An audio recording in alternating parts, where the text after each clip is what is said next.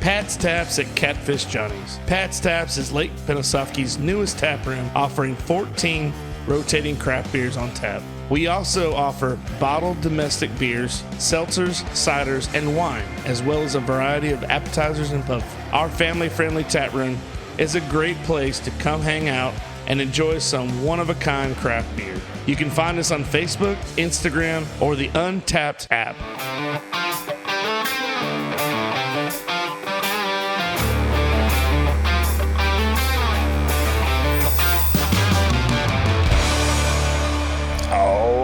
Welcome back to another episode of the Goblay Show. I'm your host, Billy Goble, and today we have a special guest. He is a former quarterback from South Sucker High, and now he is coaching on the north end at Wildwood. Our special guest today is Mr. Malik Bell. Malik, welcome to the show, buddy. Thank you for having me. I'm happy to be here, man. Yeah. You've learned, whatever step you were at that you failed at, you know the steps that are before that. So how did you lose? You're just going to come back right where you were, and you're either going to excel or you're going to learn that lesson again. I heard this saying, and it like has made me really think about it, especially with coaching. Victory has 1,000 fathers. Defeat is an orphan. Yep. Remember that, because when you're winning, everybody wants to be part of it. Everybody wants to be Everybody. But when you're not, crickets. Ain't nobody there. And that, man. And it sucks. It sucks because somebody can be so great. Yeah. But as soon as they lose. Man. As soon as they lose. Yeah. I mean, we have, I think it's, I don't know if it's you said competitive spirit, but I also think it's in our DNA. It is. It really is, because since the dawn of time, we have wanted to be the best. The best at everything. Because you know why? If you weren't, you died. You died. You died. You died. You got sick. You gotta remember. Died. Yeah, you gotta remember. World War I, World War II. It was about overtaking and establishing the new world. Yeah. What was the new world? Who was going to be the new world? Who was going to set the new trend? You know? So we're fighting to be the best. That's what we're doing. Yeah. It's like you say, it's in our DNA. Yeah. It's definitely there. It comes down to a survival thing. I think, because they always say the strong will survive. And that's true. But I've met some people that were not strong physically, but mentally. And it was scary. And this is the thing. It's like David Groggins, right? I heard NBA star Gilbert Arenas talking about he missed some free throws in the game. Gilbert Arenas, the West Coast assassin. Yeah. Agent Zero. Yeah. Real basketball knowledge. Yeah. He was talking about how he missed some clutch free throws in the game. And one of his teammates asked him, "Hey, how does that make you feel?" And he's never thought about how that made him feel until that moment his teammate asked him that. And he was like, it struck something in him to where he wanted to go to a place where he knew he would never miss in a clutch moment again. And he met David Groggins. And they went on a journey, a run. And he told him, "How far are we running?" Gilbert asked him, "How far are we running?" He said, "Until you see the greenhouse, that's when we'll stop." So they started running at a good pace. And Gilbert said about an hour into the run, he noticed he didn't see a greenhouse. You gotta have that mentality. Never stop. And they ran. Did the greenhouse ever come? They ran for 3 hours before he said something. And then he said, "Hey, I never saw a greenhouse." And he said, "Look how far you ran, though." Yeah. Because you gave him a goal, and that was what he was shooting for. Not past the goal, which is great. It's great to have goals. I gave you a goal. Yeah. You don't know what you have to go through to get to this goal. Right. What are you willing to do it? Right. What are you willing to do to get this? Right. In the words of Tupac, how do you want it? How do you want it, baby? I told our kids that one time. They're like, who's Tupac? I was like, hey, it's true though. How do you want it? How bad do you want it? That is the basics of your character. Bro, how bad do you want it? How do you bad? When you want it as bad as you want to breathe, then you will be successful. Absolutely. No matter what you do. That's like saying, this is such a bad example, but I'm going to say it anyways. Say you get up in the morning, you're like, man, I want some cereal. How bad do you want that cereal? How bad do you want cereal? Do you want to get dressed and go to the store and buy cereal? Or are you just going to go, I'm going to make some eggs? Oh, yeah. You know. Hey. Hey, it's just like, man, you ever had eggs Benedict? Yeah. Okay. So I heard this guy say, he's like, I'm making eggs Benedict. He goes, I don't have the patience for that. He's like, the heck with it, I'm making scrambled eggs. Like, I'm going for something. It's not working out for me. I don't have time. I'm going to make whatever the fastest one is. But you have to stay in. You have to stay in. Got to. Can't lose focus. No. So, what was it like playing at South Sumter? Oh man, that was a fun time. That was a journey. What year did you come in? I got there 2014. Okay, 2014. 14. So Coach Sherman was still. Yeah, he was there. Okay. He was there my freshman, sophomore, junior year. Okay. Yeah, so freshman year I got there. They had me at quarterback. I got there. That was a fun time. Rewinding, we're gonna go a little bit further back. Let's go back to 8th grade. Yeah. Sorry, I skipped over middle school. Yeah. Let's go back there. So like I was telling you, I played for Leesburg Pop Warner, and then I came back to South Sumter and played for their Pop Warner. Mm-hmm. So in between there, I think that was 6th grade. So 7th grade, I didn't play football. I tried out for basketball. I didn't make the basketball team. And I was like, I'm not playing no sports. I don't care. I don't want to play no sports. 8th grade came, and then that's when basically all the family members and friends were all coming in back to South Sumter Middle School, back to where we came from. And so it was me, Bokeon Rice, Carson Wells, Darion Shines, Derek Dixon, AJ Cedillo, Tricky Tompkins. Oh man, the list goes on. All of us are on one team. And we're like, hey, how good do y'all think we could be if we stay together? And everybody in that class was like, I think we can win two state championships if we honestly stay together and we stick together. Right. So Coach Kinley had us all under his wing. Coach Kinley asked me, hey, you want to play quarterback? No, I don't. I'm not gonna lie to you, Coach. I do not want to play quarterback. And like I say, that's the story. That's has been the story the whole time with me. And I'm like, no, I just don't want to do it. And he's like, listen, kid, you throw a great ball. You have the abilities to be a quarterback.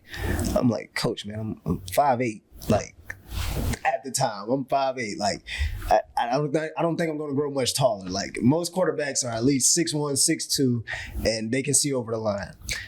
Coach Kinley, the man he is, and say, look at me, son. I'm a short guy myself, and I played quarterback. If you let me teach you, I promise you'll be a good quarterback. So I bought in. Because I wanted to play with all my friends. They were already out there, you know. Some of them were already established before me because I transferred back in. And I was like, you know what? I'll give it a shot. Now, I will say this. That is the only time it's made sense to me where a coach has told me, you know you get to touch the ball every play, right? You're like, sold. Sold. Give me the ball. So yeah, I get there and I'm learning the offense. Learning 24-25 trap, and seeing this, and I'm like, oh, okay, like I don't have to do too much. I just have to do my job. Right. And that's what makes it easy, is when you know your job first and you understand what you're trying to do, it makes it easier for what's going on around you. Because now you're orchestrating everything. You're telling everybody where to go. Mm-hmm. Your plays we're calling is telling the defense how to line up. So now when you're getting that knowledge, it's like, oh, I know what all 22 is doing, not just my position. Mm-hmm. And now it's a whole different ball game. Yep. Because, like I say, you know what all 22 people on the field are doing, including yourself. You know, so I know what the safeties is doing. I know what the corners are doing. I know what the D line's doing. I know what the linebackers doing. I know what my receivers are doing. My O line's doing. My running backs doing. Oh, I know everything. How can you stop me? I know everything. Right. You play to my poison now. You play to my poise, my time. You're on my schedule, and I think Coach Kinley pouring into me and allowing me to see those things made me want it even more once I got to high school. It's like knowing, okay, no, you're not a quarterback, but you can do it. Yeah. If something happens, you can go out there and know what all 22 is doing. And freshman year came, and it was like, hey, you gotta be ready, because Levi Sapp, he's a senior. We had Reese Kinley, he was playing defense a lot then, and it was like, you got to get ready. If you don't get ready, we're gonna have to find somebody else. Right. So that JV season, I took it serious. We won every game. I think our close game was the Trinity Catholic that year. I think we won 23-24. The same Trinity Catholic team my senior year that almost beat us when we went down there, and we won 27-21. So it's that's why I say it was a journey, and it was fun to see, because those same teams that we got to play and go up against from middle school, those same guys, we got to see in high school. Yep. So it was like, it was a no-brainer. Like, oh, I know what their tendencies are. I know what kind of defense they're going to run. I know who's their best playmakers. I know who to throw, what side to throw to, what side not to throw to, right, which made the game easier. And then, it also made it easier that I had three backs in the backfield that could just carry the team by themselves if they really wanted to. And mixing in that with all the kids we had since middle school, the chemistry was just there. Like you couldn't break it. There was nothing you could say or do to break us apart. Like, most people don't know this, but my center's been my center since I was in Pop Warner. Oh, that's funny. Yeah. People don't realize that. They don't know how big of a deal that is. Yeah. I've been taking snaps from this kid since we were in Pop Warner. Yeah. So like those were those things. Like, those minute details matter, because a new quarterback, a new center, now you got to work on quarterback center exchange. Mm-hmm. We have to get the ball. Right. Things like that, things that they don't see. Well, it's the chemistry. Mm-hmm. The chemistry, it means so much more to, obviously the offense, the chemistry has to be there. The defense can be whatever it is. Yes. I feel like defense is more of an individual thing. Yeah. Even though it is a group effort.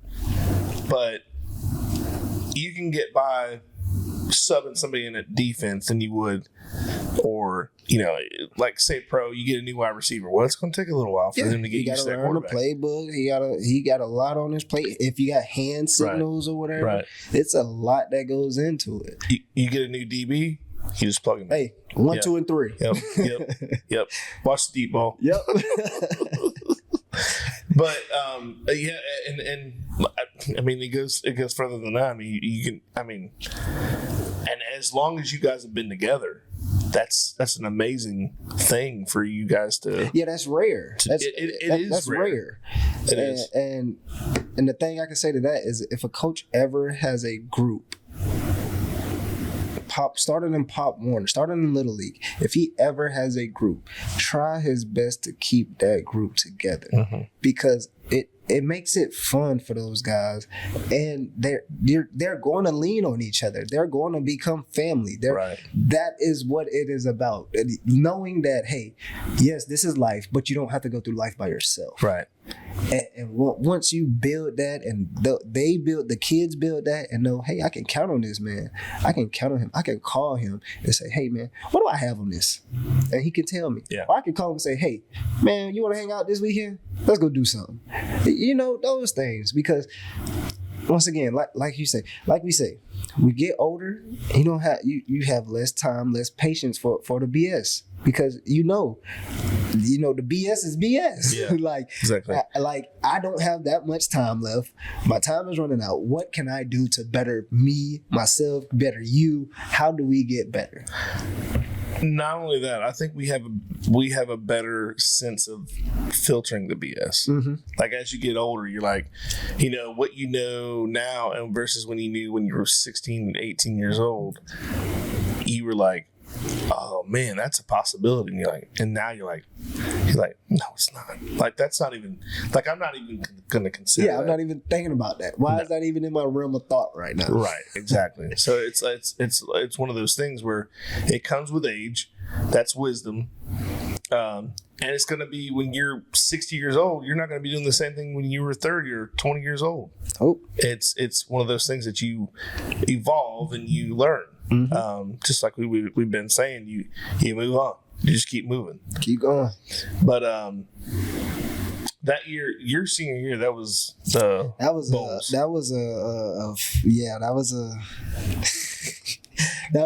fun year. That was the old screw job in Jacksonville. Yeah, that was a fun season, man. We had a lot of fun that year. Man, I bet. That's a very talented group. You were naming all those guys. I'm like, man. Yeah, and I still didn't name. There's a lot more on that list that I did. You know, we had Debo Grant, we had Ricky Tenorio, we had Matthew Palmer, we had who else we had over there? Oh man, Jalen Taylor. We had Isaac Fields, Israel Fields. Like the list goes on. I can keep naming these guys all day. The list is so long, man. And it's like, yeah, we lost like that with this team. Yeah. And for those who don't remember, this is when we went to Jacksonville Bowls. And we scored. Yeah, we scored. And the refs were like, nope. They were like this far away, and we're like, I mean, it wasn't. It shouldn't have come down to that. No. Because we were down already. Yes. And walk us through that game, because that's probably the most exciting game. Bro, you don't even understand. Just by me thinking about it, sometimes my heart starts racing. Oh no, don't. Yeah. So so that game, man, I'll take you back to that week of practice. That week of practice, we had the best practice Monday through Thursday that any team I've ever seen have. Talk about focus and locked in, right? I've never seen nothing like it. And you got to think, I came in after the 2013 class that lost the Bowls. So we seen that game. That was the last game that we had imprinted in our mind as eighth graders coming into freshman year. And we made up in our minds, we're not going to lose to them. We're not going to lose to them. They're bigger than us, but they can't play with us. Like, that's how we felt. But that week of practice was solid, man. Very solid. That Thursday, that walkthrough day, man. This is how I know it was a line for us to do that, because myself and Coach Coburn, we drew up a play. And this is how weird it is. We drew up this scenario, right? 4th down, 13 seconds left to go on the clock. I don't know if you know how much time was left to go on the clock during that Bulls game. I'm assuming it was around 13 seconds. It was 13 seconds exact. And I don't know if you know what down it was. It was also 4th down. It was also 4th down. So I don't know how that worked out. I don't know how that worked out, but that Thursday. Did you pick any lotto tickets while you were there? I should have. But that Thursday, we were on the 1 yard line. 4th and goal, 13 seconds left on the clock. This is we just made this scenario up. And all we were going to run was we were going to be in power left, 25 quarterback keep. That was going to be the play to win us the game. So we get to the Bulls game, and we pull up on the bus. We're walking the field, and you can feel the energy right away. You just knew, like, oh no, they're not going to give us this. This is not one where we're just going to out athlete them, where we're going to. No, this is going to be a game. And when you turn around from where our bleachers were standing, and you turn around and you get to see all that blue and orange on the other side, and it's like, oh. Yeah, y'all don't like us, huh? Looking for custom apparel that stands out? Welcome to the Stitching Heifers, Bushnell's premier embroidery and custom apparel shop. From custom hats, t-shirts and jackets to unique gifts and business branding, we specialize in high quality, personalized apparel that reflects your style and vision. Step into our exclusive hat bar and design your one-of-a-kind custom hat, perfect for personal flair or promoting your brand. At the Stitching Heifers, we're committed to bringing your ideas to life with exceptional service and attention to detail. Whether it's for you, your business, or a thoughtful gift, we're your trusted partner for all things custom in the heart of Sumter County. Stop by today or visit us online to get started. The Stitching Heifers, custom style, local heart. When it comes to building in Sumter County, experience matters. From remodels, barns, additions, and accessory buildings to creating the custom home of your dreams, our Hogan Construction delivers quality you can trust. Russell is hands-on and on-site daily, going above and beyond to ensure the project isn't just completed, but crafted to perfection. He doesn't just meet expectations, he exceeds them. For a builder who puts integrity and craftsmanship first, call R. Hogan Construction today at 352-793-7660. Russell Hogan Construction. Built on tradition, built to last. Catfish Johnny's Restaurant, serving the Lake Pennsauken and surrounding areas since 1990. For the last 33 years, we have strived to serve great food at great prices and a friendly, casual atmosphere. If seafood isn't your thing, our burgers or wings are the best around. We have daily specials too.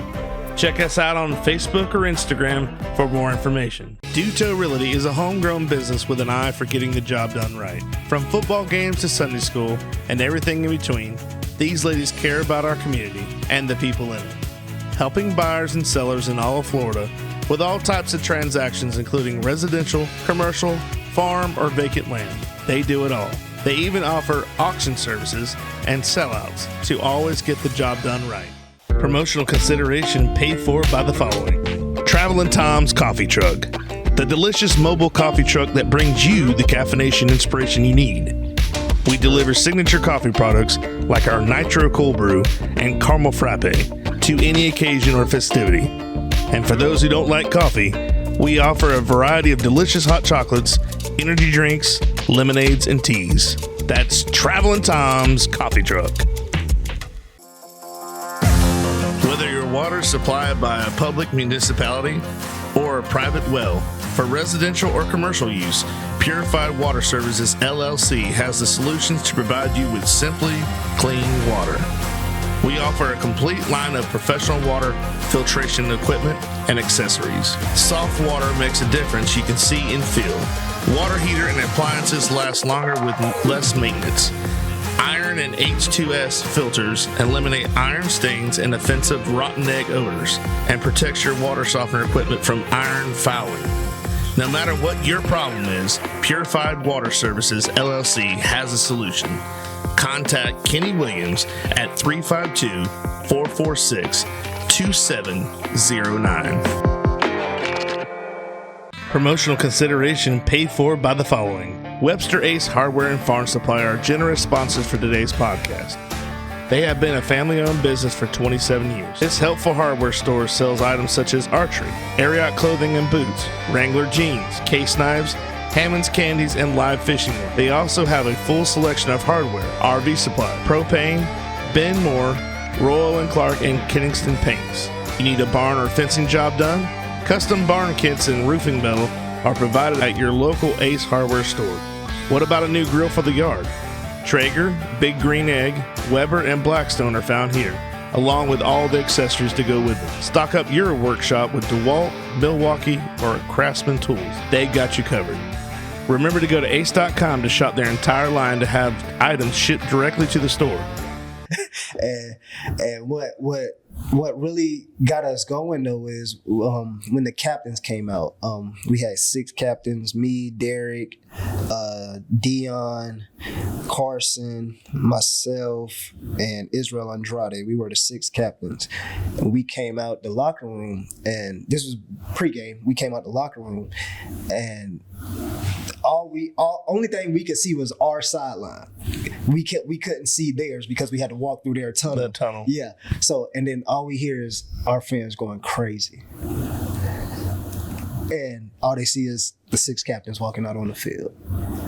And I was like, yeah, tonight's a night. Tonight is the night that we will put Southampton on the map and go win a state championship. We're going to beat Bowes and we're going to go play in a state championship. That was our mindset. So this is just Corky Rogers and him knowing how to coach football and the team he had at the time. The first drive, we go 3 and out. We punt the ball. I want to say his name was Amari Rogers, number 2, running back. Takes the punt return, 95 yards. Touchdown. So now I'm looking like, okay, we're behind. Yeah. But we've been here before. Right. We've been here before. Right. We played Denellen, we had tested. We lost to Bishop more early on in the season. So I'm like, okay, we've been here before. This is nothing new to us. So we go out there on offense. Another 3 and out. I'm like, oh man, this ain't looking too good. So that their Bowes' second drive on offense, Mac Jones goes 89 yards post down the middle of the field. Boom, touchdown. So now it's 14-0. I'm like, man, this could get out of hand really quick because they're just as good as us. Yeah. But we're gonna keep fighting. So we're on the sideline talking as an offense, and we're like, what do we got to do? And I'm like, hey, listen, we got to put the ball in our athlete's hand because they're in the box. They're waiting on us to just run straight into them. So we start sprinting it just a little bit, just to get them out the box so we can open up and run again. So I believe I remember throwing a slant route to Ice, and it ended up being incomplete. And something happened along the lines of where we got 2 flags, and it was like 4th and 31 or 4th and something wild like that. And I'm sitting here thinking, it's 14-0, and we have a 4th and 31.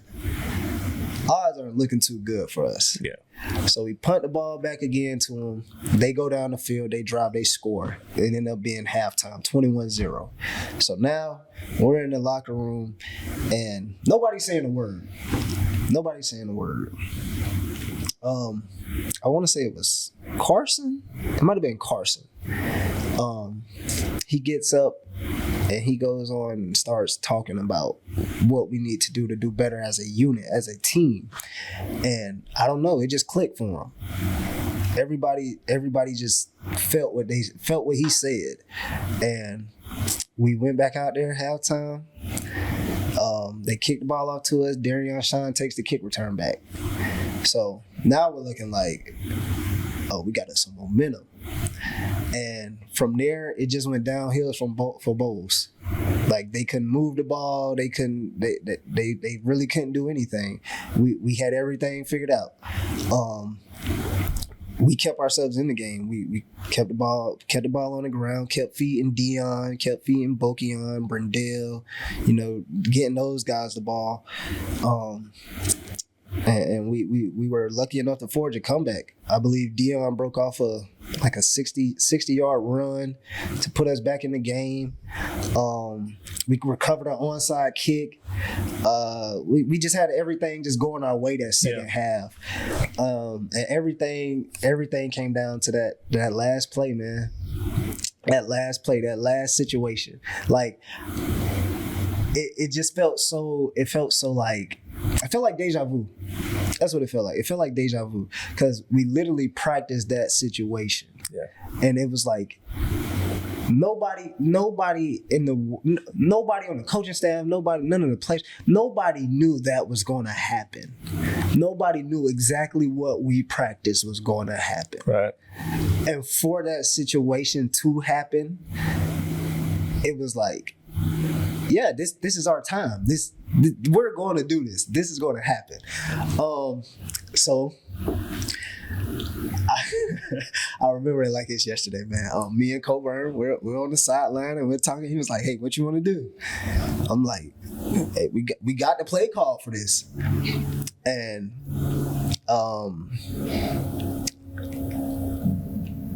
so what we decided to do was we called left 25.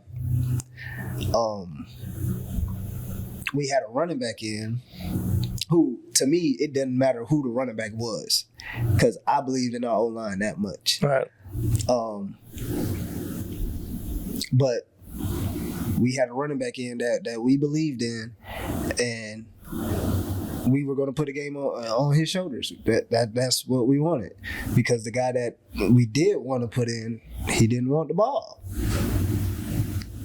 And him not being in was a tell for us to run what we had practiced that week.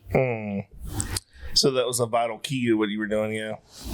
Wow. If we had regular personnel in, easy choice. Yeah. Quarterback keep. Yeah. Quarterback keep. Because everybody would have been keying on our big three. They know we're in left, and the play's going left. That backside DN, exactly who we ID'd, he's not going to be in the play because he's crashing down hard trying to make a tackle in the backfield. And if you watch that last play of the game and you watch me roll out, because that's my job, it's nobody on the right side of the field. And even then, we still scored. If you go back and watch the film, our running back jumps over the line, ends up in the end zone, stands up in the back of the end zone with the football in his hand. Yeah. So for us not to score, to not have had scored on that play is kind of crazy because how does someone get up with the ball in the back of the end zone but not be in the end zone? Yeah, exactly. Yeah.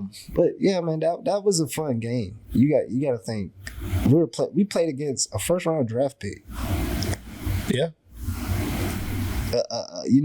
A guy, and then he went to a prestigious NFL organization at that. Yeah. And the team he had surrounding him they were legit. It wasn't like, we were playing the School of the Deaf and Blind. You know, this is Corky Rogers and the Jacksonville Bulls. Yeah. And hats off to Corky, man. He's a legend. Yeah. He's a legend, man. I didn't get to go to that game. That was the only game I missed because it was Thanksgiving, and we went to Arkansas. We went to see family, and it was the only one I missed. I remember listening to it on the radio, and they're like, "They're not going to give it to us."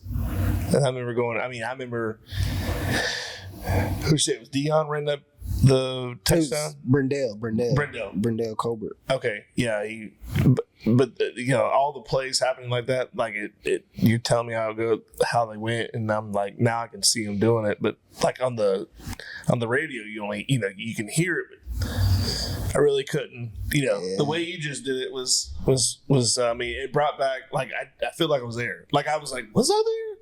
I'm like, no, wait, I was on my way, but we were on our way home. But yeah, man, that was a fun game. I'm not gonna lie, that was a game where it was just like, adversity struck. It was like life. Yeah. Like, what are you gonna do? You're down 21 points. Yeah. You gonna roll over? What are you gonna do? Yeah.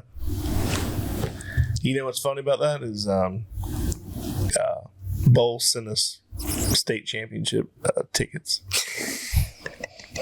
Because they knew we should have been there to play Coco. Yeah. Coco, dude. You know what? I knew they were in trouble when so it was me and Coburn and Ty, and I think Coach Hamill was with us. There might have been somebody else, but I just remember those three guys. And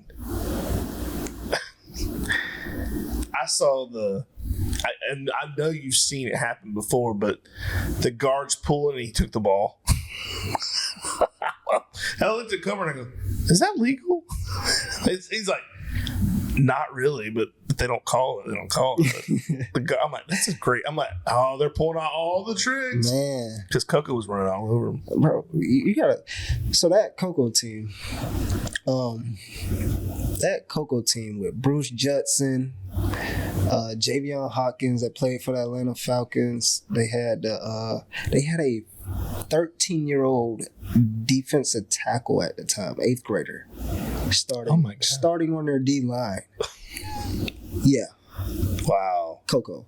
Then they had the running back during that time. They had Chauncey Gardner-Johnson. Yep. Florida. So like I'm saying, the teams we were playing that latter part in the season during the playoffs, we were playing teams who their guys play on Sundays now. Right. Like we were the team. We were the team that everybody was like, no, we got to watch out for them. Yeah. They're coming. They're the team that we hear about, but we don't know them. Right. And then when we showed up, it was like, oh yeah, y'all are exactly what we see on paper, what we see on film that's who y'all are, and that's all we wanted though. From our class, that's all we wanted was respect. Like, Mac Jones was a 4-star recruit. You mean to tell me none of us are, in our minds, none of us are 4-star recruits? Right. We have Carson Wells. This man had 120 something tackles as a senior. That's not 4-star worthy. You got me. I'm one of the fastest kids in Florida. Nowadays, you run a 4.3, 4.2, you're an automatic 5-star guy. Yeah. You know what I'm saying? We had Deion Williams, 6'2", 225 running back. Mm-hmm. That's a 4-star running back. Yep. You got a fullback that's 6 foot 250 at Bokeon Rice. That's a 4-star fullback. And you mean to tell me these guys get it because they're in the city? Yeah. Well, and the thing is, like the fullback position, like I feel bad for fullbacks because they get the bad rep, man. And I'm like, do you know how important a fullback position is? They don't even use them anymore. Bro, if I have a fullback and a running back, a good running back and a good fullback, you know how deadly we are? Yeah, that's it. That's the 90s Cowboys right there. Daryl Johnston and Emmett Smith. I mean, that's the duo. I mean, it's one of those things where they go hand in hand, and we're getting away from that because you got the spread or you're doing the RPO stuff, and I get it. The game's evolved. Yeah, but, I mean, but certain. So here's what I say. Yes, the game has evolved, but there's a part of football that you cannot get away from. Right. And that's called physicality. Right. And the only way you get that is by running the football. Mm-hmm. Because that's the only type of play where you have to hit somebody. Yeah. Like the O-line and D-line hits every play. But on a running play, everybody has to hit somebody. Right. Only time. Right. And I can tell you how much of a dog you are if you like to hit or not. Mm-hmm. And if you don't like to hit, guess what I'm going to do? I'm going to run this ball. Yeah. I'm going to run it. Especially if I got a fullback that will go and decleat you to make the job easier for the running back. Yep. Sacrifice his body. Yeah. Yeah. That's great. Yeah. I mean, and the thing is, they like you said earlier, football it'll tell you who the baseball players and the football or the basketball players are. Yes, it will. Because of physicality. Yep. And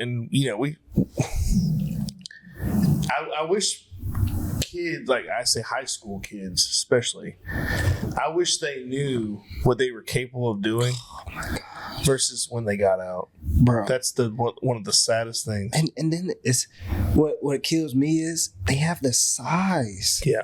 And I'm like, if you just took it halfway, just this much, if you just put this much into it, whatever your dream is would be bigger than whatever you could imagine, man. Like, man, to have the height that some of these kids have, it's ridiculous. It also reminds me of like Remember Mighty Ducks? Yeah. When Goldberg was scared to goaltend and they Yep. tied him up to the goalpost. And they just shot pucks at him. And he's like, wait, this don't doesn't hurt. Bring it on. and that's the mentality you have to. And probably at first, that first time, I mean, I'm sure somebody's tried that too. That kid's probably like, oh my God, I'm going to die. And then, hey, that didn't hurt. hey, we got pads on. I got a helmet. Wait, Shoulder what? pads. It don't hurt when I fall. Nah, I got pads. It don't hurt. Wait, this don't make any sense. Wait, I just ran into somebody full speed and it didn't hurt.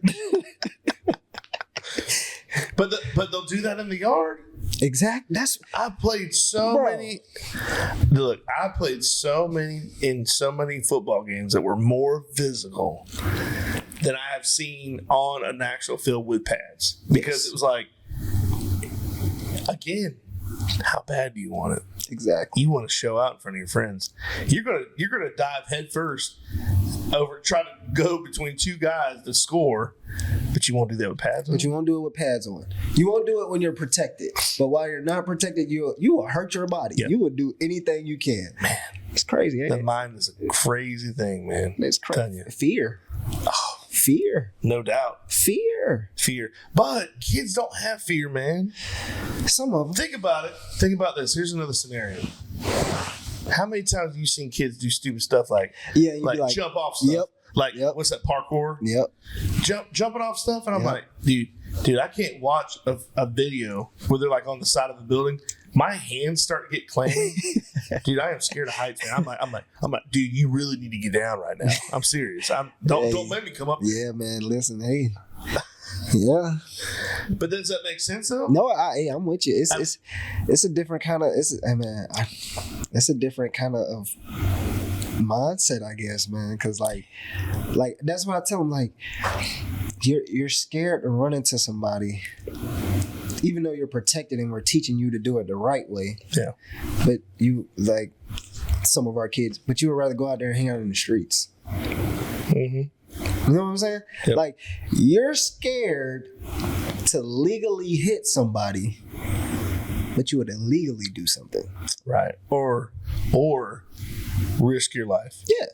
And they don't have any concept of that because they're young and they're fearless for the most part. I think it's when they have to think about it. Yeah, when they have to actually sit down and process, like, oh, this is a big decision. Like, Yeah. and that's what I was saying. Back to when do we stop treating the kids as kids? Yeah. Because once again, we know their brains aren't fully developed till they're 25. But can we train them? Can we teach them things to help them grow? Right. So that way they're not, when they're 25, they're not saying, dang, I wish I would have listened at 18. Yeah. Dang, I wish I would have took it a little more serious at 18. Dang, when Coach Bell was trying to tell me all these things, I wish I would have listened just a little bit more. How can we get to that point now? Mm-hmm. So 7-8 years down the line, they're not lost. They're not looking around wondering Absolutely. what went wrong. I think a lot of that has to do with, like you said, fear, but also they're afraid to let anybody down. Mm-hmm. Because you got to look at it this way, and I've done the same thing. If there's somebody that you really look up to, so just say your father or your coach or whatever, whoever it is, it could be your mom. When you let them down, that's the worst feeling in the world. Yeah, because it's like you're losing a piece of yourself. Right. And it doesn't matter how it happens. The result's the same. Yep. Whether and you're almost like, man, I don't want to do that again. Yep. You know what I mean? Yep. So then they get, I always like to say, skittish, Mm-hmm. like a poodle. Yeah, now they're walking on eggshells. Now they're like, do I do this? Nah. But and then that messes up what they already know. Yep. Because they're like, oh wait, now I need to reanalyze everything. I need to see if I'm still doing this right. And it's like, hey, now you're overthinking it. Don't do that. Which brings me to my next point. The next fear is a second chance. That's one of the worst things in the world is a second chance as far as fear goes. Yes. Because The first time you're not thinking about it. It happens and you don't realize it, and then you get told, hey, that was either wrong, you need to fix it, or don't do that again. The second time is on you. Yep. That's when it becomes an issue. Yep. Now it's a me problem. Now it's okay. He called me out for this. Yep. I'm not used to being called out and held accountable for this. So how do I react to this? Most kids, they're going to talk back. They're going to verbally say what is going on. Right. And instead of them honing in and listening to the message, they have to regurgitate something. Right. And it's like, you're not getting what I'm laying down. Like, just listen. Take the time to listen to what I'm saying, because you're coming from a place of somebody's attacking you. I'm coming from a place of trying to help you grow, trying to show you, hey, yes, you did this, but you could have done this instead. Yeah. To bypass all the extra emotions, and now we just be moving forward, focusing on the next play. Thanks for watching episode 2 of this 3-part podcast. Tune in next week for part 3.